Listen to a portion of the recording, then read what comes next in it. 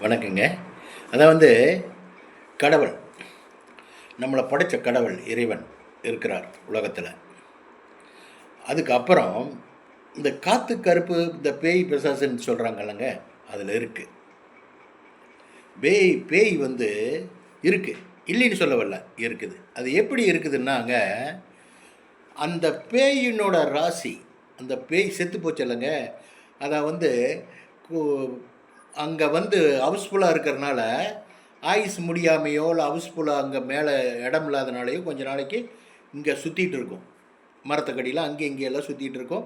சுற்றிட்டு இருக்கும்போது என்ன ஆகுன்னா, அந்த ராசி, அந்த பேயோட ராசியும் மானிடன் மனுஷன் அவனோட ராசியும் ஒரே மாதிரி ஒத்து போகிற மாதிரி மேட்ச் ஆகிற மாதிரி இருந்ததுன்னா, இந்த பெண்ணு மேலே அந்த காற்று மேலே தாவிடும்.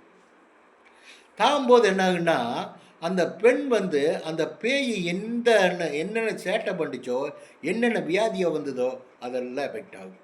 இந்த பெண்ணுக்கு எஃபெக்ட் ஆகும்.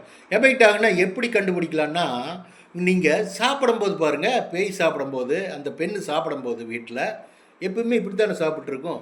இப்படி சாப்பிடும், இப்படி சாப்பிடும், இப்படி சாப்பிடும், இப்படி சாப்பிடும், இதெல்லாம் ஆகிட்டு சாப்பிடும், குழம்பி சாப்பிடும். அதிலே தெரிஞ்சுக்கலாம் ஒன்று. ரெண்டாவது, தூங்கும்போது துர்நாத்தம் வருங்க. இந்த மூச்சுடும்போது துர்நாத்தம் வரும்.